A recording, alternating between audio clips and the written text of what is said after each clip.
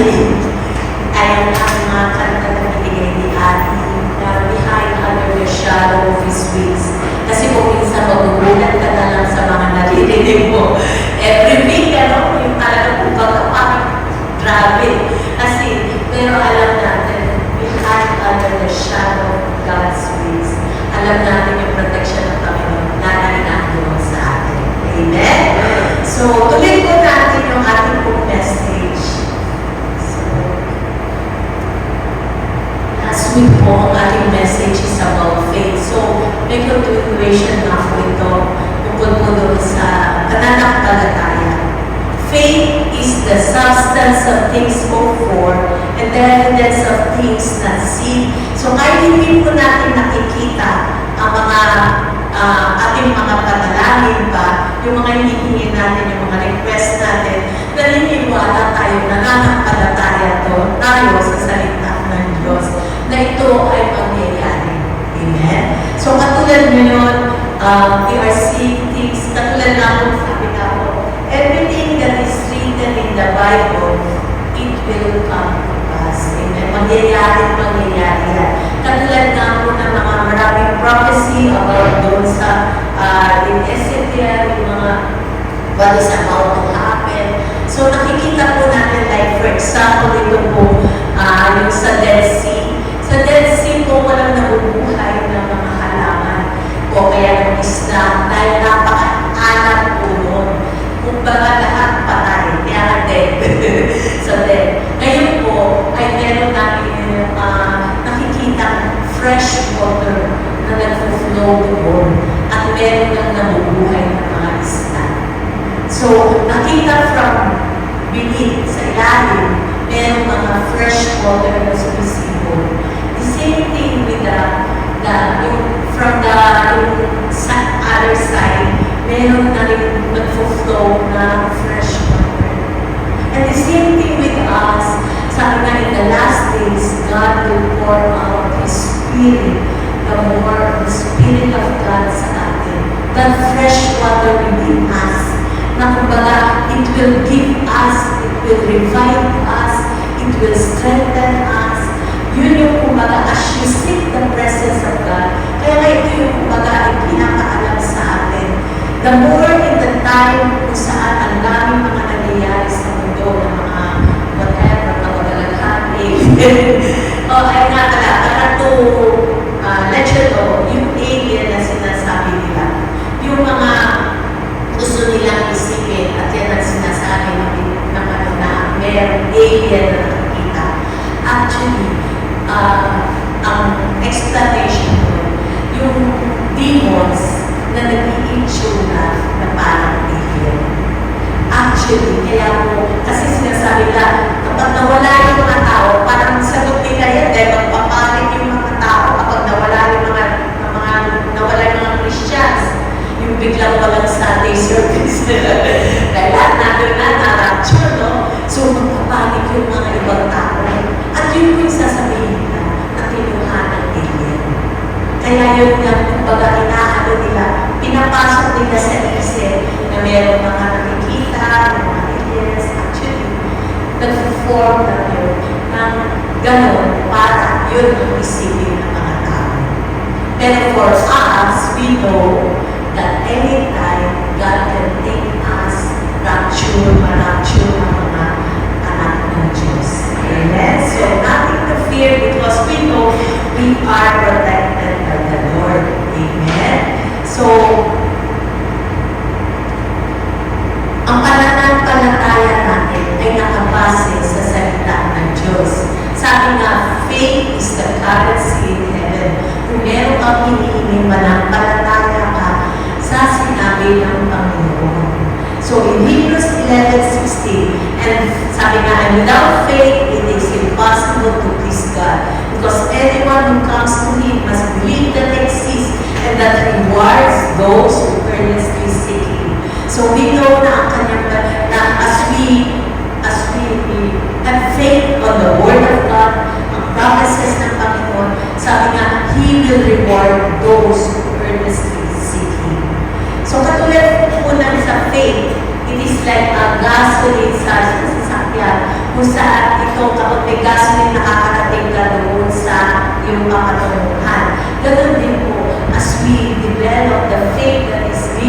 us, the more we can stand on the promises of God, the more we can see the manifestation ng mga pangako ng ating Panginoon. So, sinasabi nga na, we are all given a measure of faith. Sabi natin, ay, wag na ko lang pananampalataya. Hindi. We are all given the measure of faith. Kaya nung first mo tinanggap ang ating Panginoong Yeso Cristo, ay yung something within you gives you that hunger para aksipin ang ating Panginoong Yeso Cristo bilang iyong tagapagligtas. At yun po yung measure of faith na binigay ng Panginoon sa atin. At anong gagawin natin doon? Para natin mapapalago ang pananampalataya is to be filled with the fullness of God. At ito po yung ating scripture verse for today. In Ephesians 3:16-20, that He will grant you according to the riches of His glory to be strengthened with might through His Spirit in the inner man. Diba? Yung tinanggap natin ang Panginoong Yeso Cristo, the Spirit of God lives within us. And that Christ may dwell in your hearts through faith, that you, being rooted and grounded in love, may be able to comprehend with all the saints that is the width and length and depth and height, to know the love of Christ which passeth knowledge, that you may be filled with all the fullness of God.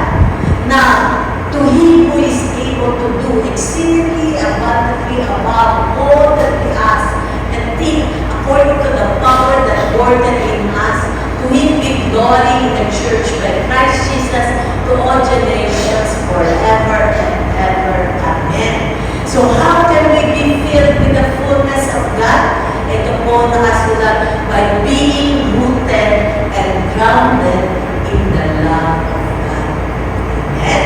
Ito yung kumbaga sinasabi dito, para natin mong makuha, to have that faith, diba sabi nga, you should be rooted and grounded in the love of God. Paano po ba yun?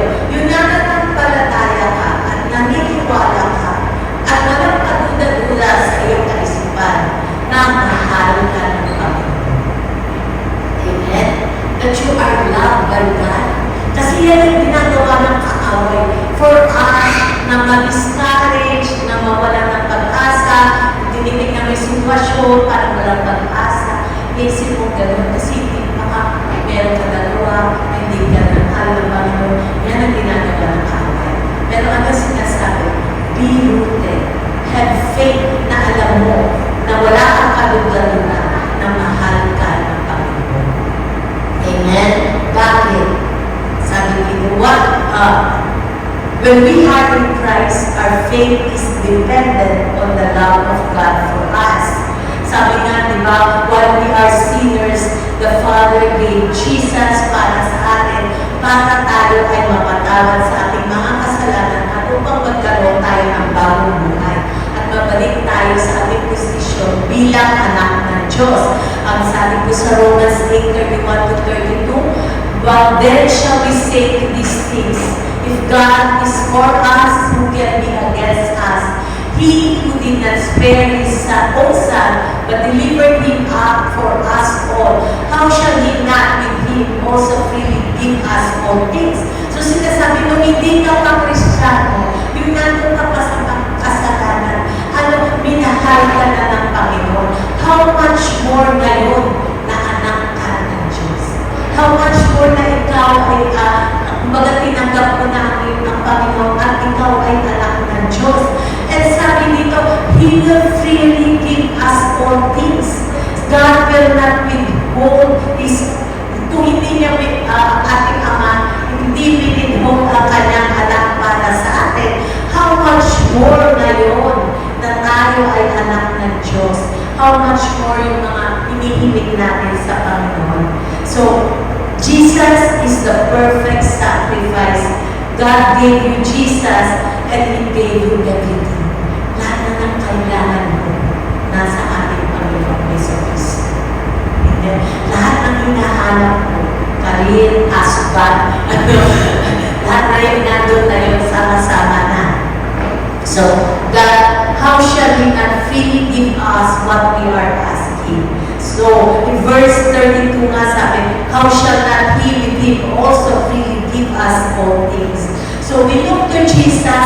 He is our wisdom, our provision, our healer, lahat nga, ano ba? Our peace, our shalom, our provider, lahat na ay nasa ating Panginoong Jesucristo. So, we are deeply loved and we are God's beloved. So, tinignan ko, ano ibig sabihin ng beloved? So, beloved means to denote a deep love and affection. And it is often used to describe God's love for us. We are like a treasure, the true love ng ating Panginoon. Kumbaga, you are perfect in the eyes of God. Na mahal tayo ng Panginoon. Kung kaya lagi mo dapat i-remind sa sarili mo that you are God's beloved.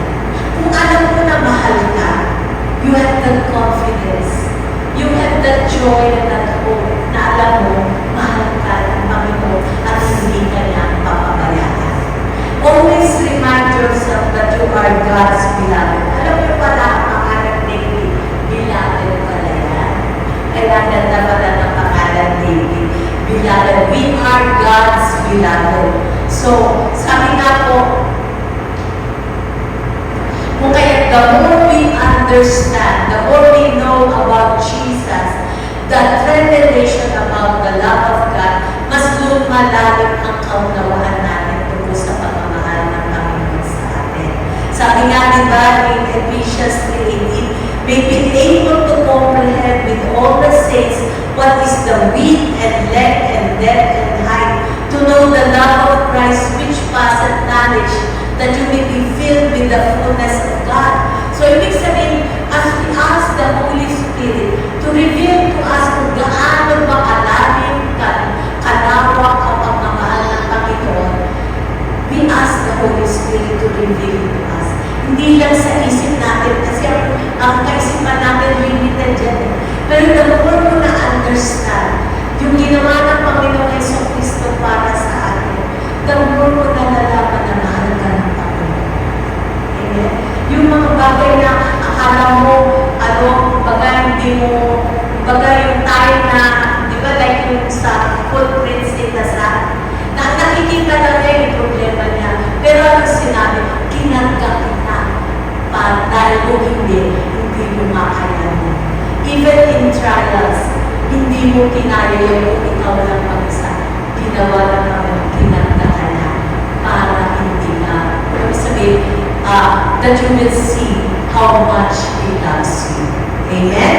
Na ang pagmamahal niya ay hindi dependent sa nararamdaman o nakikita natin kung hindi sa salita ng Diyos. So allow as you seek, as you take time in worship and praise sa Panginoon, the Holy Spirit will reveal it to you. Ano ang meron ka sa Panginoon? Ano yung pagmamahal niya sa iyo? Every time na maaalala mo yung mga pinagdaanan mo, makikita mo yung bakas ng pagmamahal ng Panginoon sa iyo. Even yung pag nakikita mo yung mga anak mo, kahit nakaka-umisang galikot, pero makikita mo yung pagmamahal nandun. It is the gesture na sabi nga, pinapakita ng pagmamahal ng Panginoon sa iyo, yung inaalagaan ng mga anak mo, nakikita mo how they grow, na lumalaki sila, dahil nandun ang protection ng Panginoon sa bawat isa. Amen? So, ang katahimikan nyo ay pinakaniwalaan kung umaagin kayo. Praise God. Thank you so much. Sabi nila, amen. So, 1 John 4:15 to 19. If anyone acknowledges that Jesus is the Son of God, God lives in them and they in God. And so we know and rely on the love God has for us. God is love. Whoever lives in love lives in God and God in them. This is how is made complete among us, that we will have confidence on the day of judgment. In this world, we are like Jesus. There is no fear in love, but perfect love drives out fear, because fear has to do with punishment. The one who fears is not being perfect in love. We love because He first loved us. So Jesus lives in us, kaya we can stand every time na meron ka mga, di ba, sinabi nga, nung tinanggap natin ang Panginoong Yesu Cristo, He lives within us. At dahil nasa sa atin siya, ang pagmamahal ng Panginoon ay nasa sa atin. Amen? So, kaya we can stand on His love. Those promises, we can stand on those promises kasi alam natin, mahal tayo ng Panginoon. Amen? Ikaw, kapag kunyari anak, meron kang isang anak, yung anak na yan, meron siyang confidence kasi alam niya, mahal siya ng kanyang magulang. Amen? At ganoon din po tayo. At kapag meron pinangako yung kanyang magulang, naniniwala siyang mangyayari ito kasi alam niya, mahal siya ng Panginoon. Kaya every promises na binigay sa iyo ng Panginoon, when times na parang hindi mo pa siya nakikita, remind yourself, mahal ako ng Panginoon and He wants the best for me. Amen? Na alam ko na mga pinagdadaanan mo, hindi ka mag-isa kasi alam mo, mahal ka ng Panginoon. Amen? For God is love. We are designed to live through the love of God. Wholeness, sabi nga, in spirit, soul, and body. We are whole in it, healthy and complete because of God's love.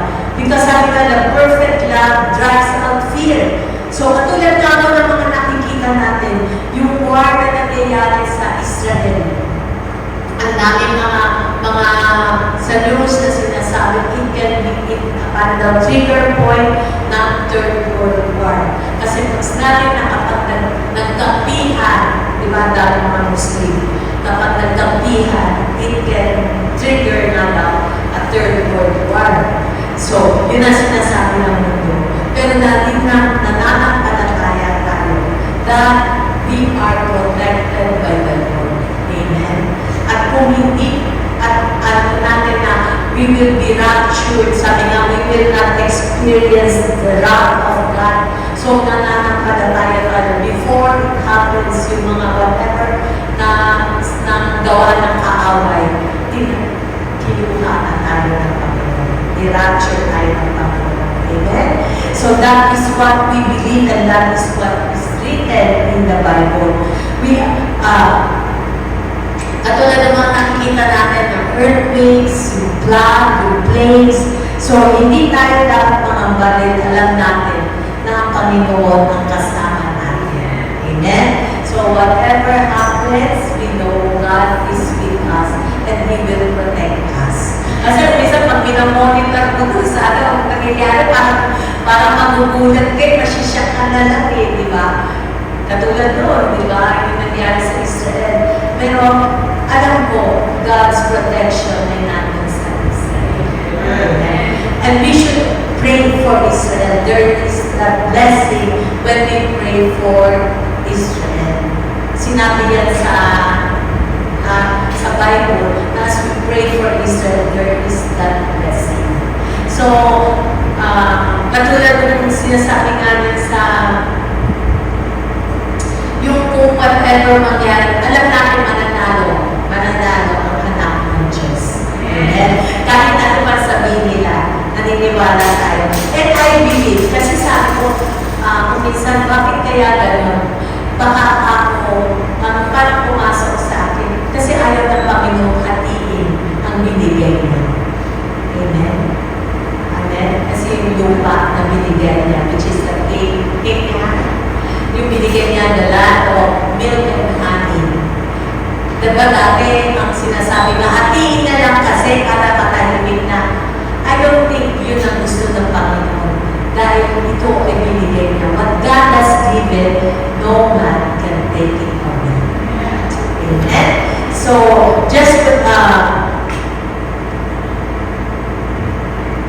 perfect love casted out fear. So, whatever situation na meron tayo, the fear of getting old, the fear of yung retrenchment, yung pamanabahan yung mga bilhin, ano sabi, our God is our provider. Kung kaya hindi ka matatakot, kasi the Lord, sabi nga in that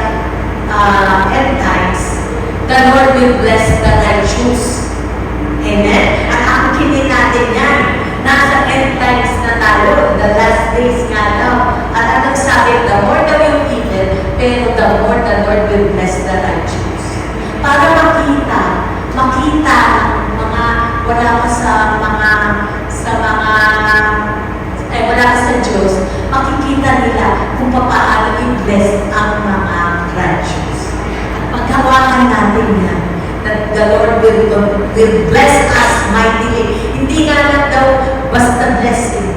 Sinasabi, you will be blessed. You will be ibig sabihin, mamamangha ka kung paano ka i-bless ng Panginoon. Amen? Agree po ba tayo dyan? Amen. For what, sabi nga, bakit ganon? Bakit hindi pa natin ko natatanggap yung talagang yung blessing na sinasabi?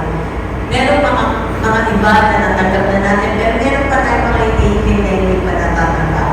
At alam mo doon, because we still believe that we have to work out the love of God for us.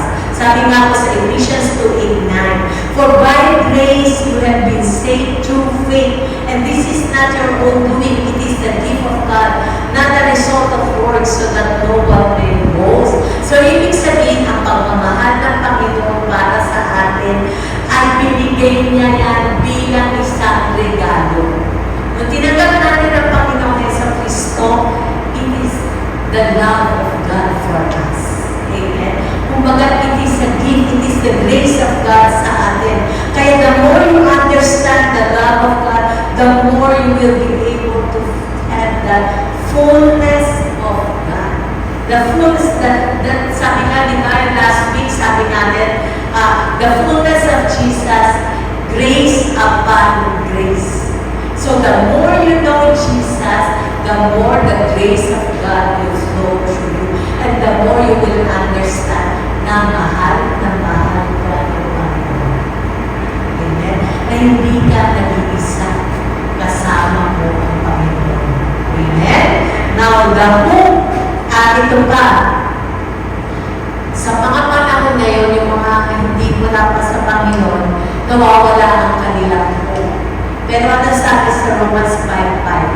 Now, hope does not disappoint because the love of God has been poured out in our hearts by the Holy Spirit who was given us.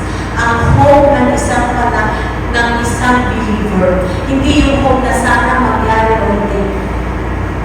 Ang hope ng isang believer, ang hope mo ay nasa sa Panginoon at alam mo na ito ay mangyayari. Amen. Yun ang pinaghahawakan mo. Hindi mo pinaghahawakan yung circumstances, yung mga sitwasyon. Hindi. Ang hope mo ay nakabase sa pagmamahal ng Panginoon sa iyo at sa kanyang pangako, ang kanyang pagmamahal sa itala. Kung kaya yung hope natin, alam natin ito ay mangyayari. Kung baga sa founded niya may pundasyon, dahil pundasyon mo ang Panginoong Jesucristo. Amen? The Holy Spirit is the power that works within us, that the work is to establish the love of God. So hope does not disappoint you because we know it will happen. You will walk in victory. And how? So, know God loves you, and the more you can love others. Katulad nga ako ng prodigal son, di ba? Yung prodigal son, yung panganay, kumbaga, iniisip niya, nung nagaling siya sa ama, dahil binigay yung, di ba, yung mana at nilusta yung bunso, tapos nagagalit siya doon. So, tapos nag-complain siya sa father dahil tinanggap at nagpa-party pa. Anong sabi niya doon sa kanyang pangalan? Everything that I have is yours.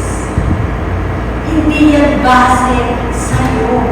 Base yan sa pagmamahal mo. And you know the love of God. Walang katapusan ang pagmamahal ng Panginoon sa'yo. There is nothing that can separate you from the love of God. The enemy uses that yung condemnation. But ano sabi ng Panginoon? But God shows His love for us that while we were sinners, Christ died for us. Since therefore we have now been justified by His blood, much more shall we be saved by Him from the wrath of God. Ito may sinasabi ko kanina, that we will be saved from the wrath of God. Kaya kapag inaano ka ng kaaway, kung ano-ano mga pinagsasabi sa iyo ng kaaway, paghawakan na hindi ka matatakot dahil alam mo na mahal ka ng Panginoon. So, even in temptations, sabi nga, di ba yung kay Jesus, nung siya ay, di ba nung binaptize siya ng Panginoon, nung nagpabaptize siya ng water, anong ginawa ng Ama? Bukas ang langit at anong sinabi, kino-confirm that this is my beloved Son, in whom I am well pleased. And after the temptation, nagkaroon, di ba? Yung temptation na, if you are the Son of God, yun ang tinatanong kay Jesus. Kung ganyan din ang ginagawa ng kaaway sa atin. Every time na meron, every time na meron ka mga pinagdadaanan o mga temptation, ang sinasabi niya, anak ko ba? Bakit ganyan nangyayari? Bakit ka nagkasakit kung anak ka ng Diyos? Diba yung mga ganang tipo? At anong pagkahawakan mo kapag meron ganyan, sabi niya yung temptation? Anong ginawa ni Jesus? Sinabi niya ang salita. The same thing with us. When there are temptations, when you feel na pumapasok sa atin, na what if kung matanggal na sa trabaho, paano na? O kaya ganito, paano pa nagyayari? Mga ganang tipo. Ano sagot doon? Ang salita ng Diyos. Na kahit anong mangyari sa paligid mo, ang protection ng Panginoon, lagi nasa iyo. The favor of God ay nasa sa iyo. The grace of God ay nasa sa iyo. That is why, in this time, hindi tayo pwede mag-imagine. Kasi, nagdodobo tayo din ng kaaway. Even though you are saved, pero yung mga, kaya na sinasabi dito, persevere. Kumbaga, manatili ka mahilig sa kanyang presensya. Kasi doon ka magiging to have that victorious life na binibigay ng Panginoon sa atin. Dito niya ipapakita sa iyo kung paano ka magbuhay ng ayon sa Kanya. Yung Kanyang na makita sa buhay mo, how God will bless you because you are the child of the living God. Amen? So, the more natin lalo lumapit sa Kanya at manampalataya sa Kanyang salita. Amen? Kung bagay nagkakamit ng awal, ikaw mag-double time na magbasa ng salita ng Diyos at makinig kaysa makinig sa mga nangyayari sa mundo. Kasi kapag mas maraming kang time na nakikinig sa mundo, manghihina ka. Diba? Yung mga dami mga nangyayari. Pero the more na makinig sa salita ng Diyos, the more ka lumalakas. Amen? So that is the key para hindi ka matakot. The more you stand on His Word, the more you communicate with God. So enjoy the feelings of being loved by God. Nothing you can do can change God's love for you. Sabi nga po sa Romans 8:35, who shall separate us? Yan, bilis ng mga natin. Who shall separate us from the love of Christ? Shall tribulation, or distress, or persecution, or famine, or nakedness, or peril, or sword? As it is written, for your sake we are killed all day long. We are accounted as sheep for the slaughter. Yet in all these things, we are more than conquerors through Him who loved us. Sabihin nga po natin to, we are more than conquerors through Him who loved us. Amen? Ulitin natin para mapasok talaga sa isip natin. For we are more than conquerors through Him who loved us. Amen? Conqueror tayo, hindi tayo talunan. Kasi nothing shall be able to separate you from the love of God. For I am persuaded that neither death, nor life, nor angels, nor principalities, nor powers, nor things present, nor things to come, nor height, nor depth, nor any other created things shall be able to separate us from the love of God which is in Christ Jesus Amen? Ang ganda nito. Ano sinasabi? Walang makakapag-iwalay sa'yo sa Panginoon. Regardless kung Satanas, sabi ng diba, sabi kanina yan, principalities or powers, or anything that happens, parent or family, walang makakapag-iwalay sa'yo sa Panginoon kasi mahal ka niya. Amen? Nandun siya, kasama mo siya. He will always provide for all your needs. He will always protect you. He will always comfort you. He will always heal you dahil mahal ka ng Panginoon. Amen? So, praise God. So, at ito nga po yung ano ba ibig sabihin ng Hesed? Kasi yan po yung love. So, the meaning of love, Hesed in the Bible, is the attributes of God's love. The covenant, faithfulness, mercy, grace, kindness, loyalty.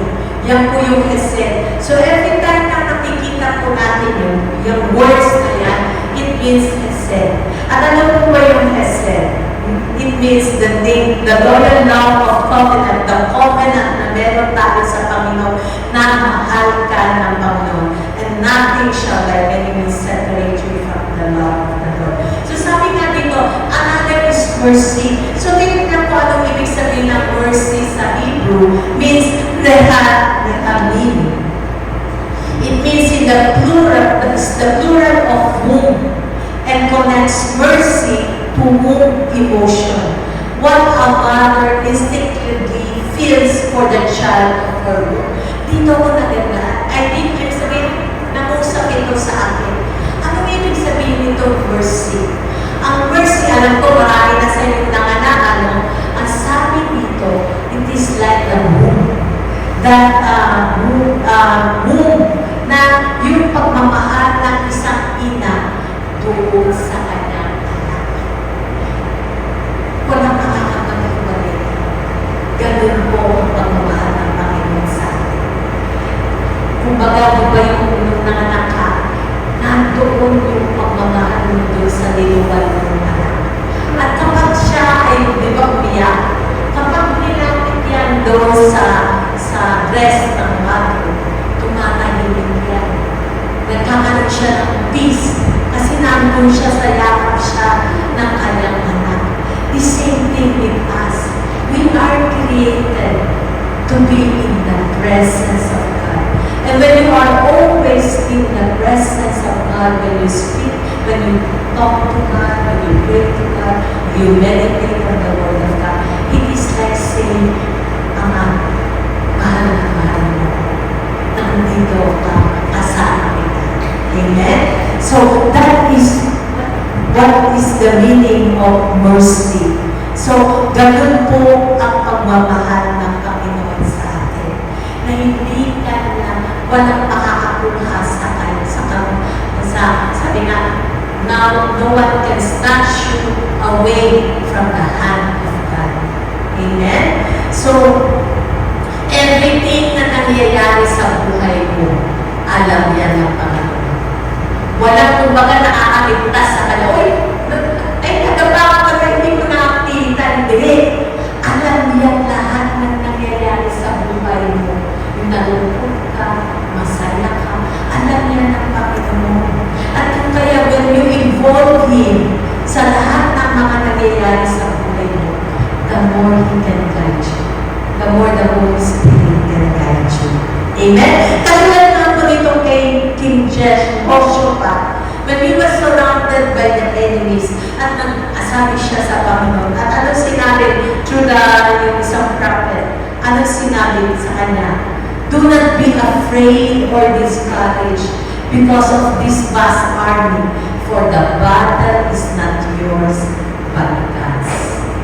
At anong ginawa ni Jehoshaphat? Nung lumaban sila sa kaaway, hindi naman sa sarili nilang force. Hindi naman sa sarili nilang kakayanan. Ano nangyari? Ang ginawa nila, umawit sila. At ito nga po yung awit nila. Give thanks to the Lord, for His love endures forever. Katulad ng sinabi natin kanina, Di ba yung sa Psalm? His love endures forever. Alam mo na in other version, loving kindness. So, ibig sabihin, because of the love of God, ibig sabihin nila, ito yung ginawa nila, kumanta sila, inaawit nila, give thanks to the Lord. Hindi ko lang alam kung anong kanta nila doon, ano? Give thanks to the Lord, paulit-ulit. Tinitignan ko nga, kung ano paano.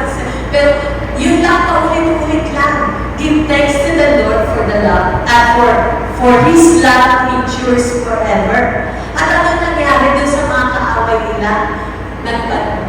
Nag-away-away sila. Sila mismo ang nag-away. At nanawa sila. Kinuhanan nila yung yung mga naiwan nilang mga kayamanan. At ganoon din po tayo. The battle is not yours, but it is God. Amen? And we will see how God will move in every situation of our life. Amen? At His love endures forever.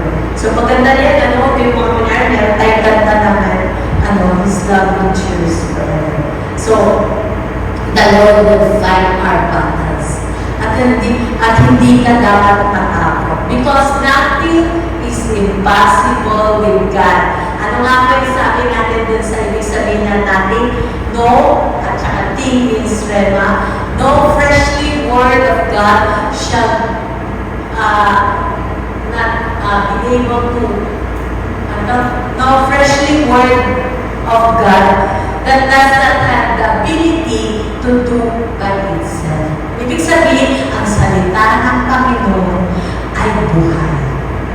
Amen? If you remind yourself of the Word of God, buhay po yan.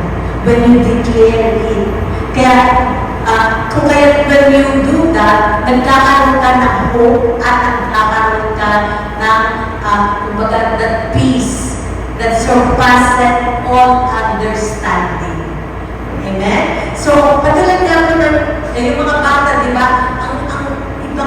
Yung mga bata, di ba? Ang dali nilang sumaya. Sinasabi, ang babaw ng kaligayahan. Ganun. Pero pag matanda, medyo matagal-tagal pumapasaya yan, di ba? Dapat pa lang nakibigay, no? Medyo para sumaya, no? Kumbaga, ganun eh, no? Yung mga bata, bigyan lang natin, hindi masaya na yan eh. Pag matanda, medyo kailangan more. Lalo na yung cake na hinihilang, gano'n. Habang humahaba, sumasaya kayo, no? Yung meeting, no? So, gano'n po yung mga matanda. Pero, sabi nga, the more you start on the Word of God, the more the joy of the Lord from within. That surpasses all understanding. Kasi yung isip natin, ang dami kumukontra. Pero when from within ang gagaling, there is that joy. Tumatahimik yung isip natin. Kasi alam natin, merong nangyayari. Amen? So, when we sense God's love, the more you sense God's love, doon ka lalong lumalakas. So, to have ito po yung call to persevere. Ito po yung sinasabi ko yung class na ko in Jude 1:17-21. But you, beloved, remember the words who were spoken before by the apostle of our Lord Jesus Christ. How they told you that there will be mockers in the last time who would walk according to their own ungodly lusts.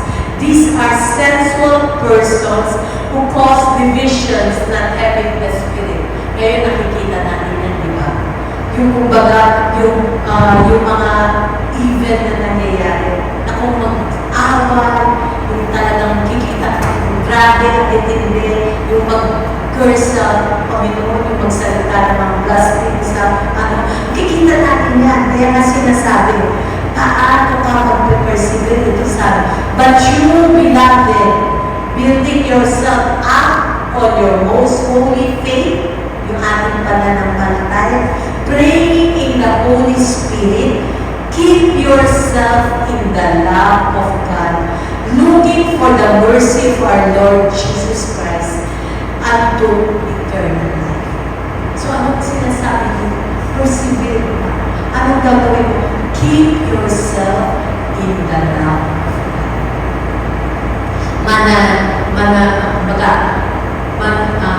linisin mo ang pagmamahal ng Panginoon sa iyo.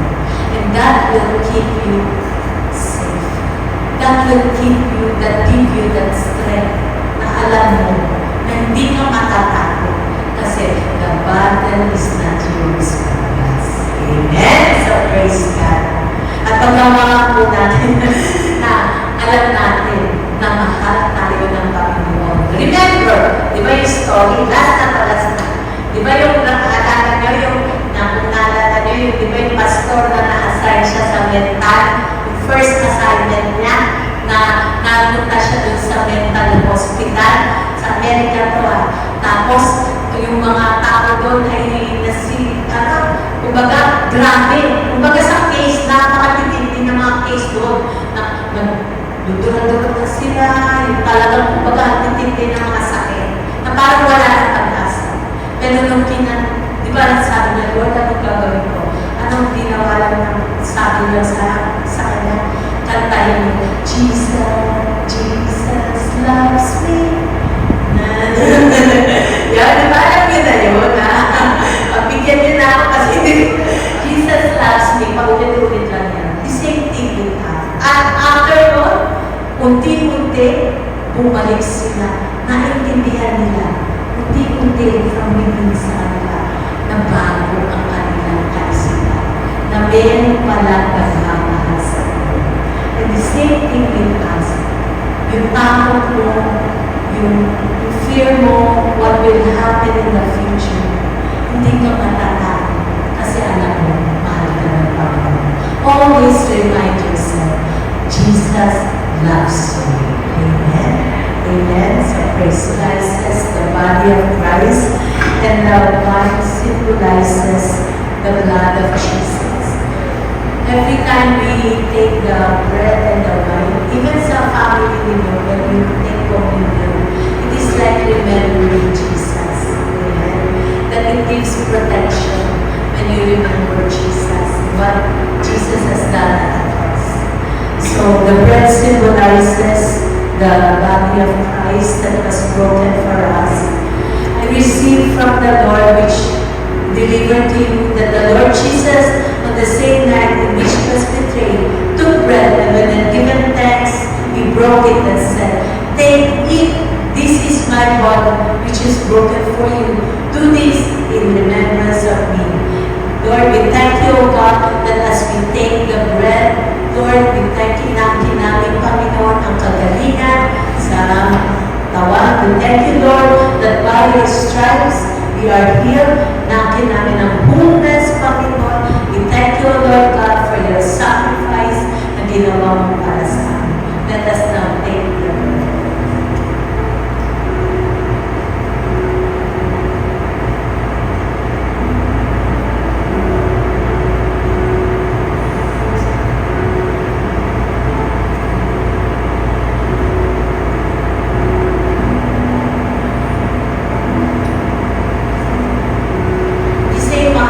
He also took the cup after supper, saying, "This cup is the new covenant in my blood. This do as often as you drink it in remembrance of me." Let us now take the wine.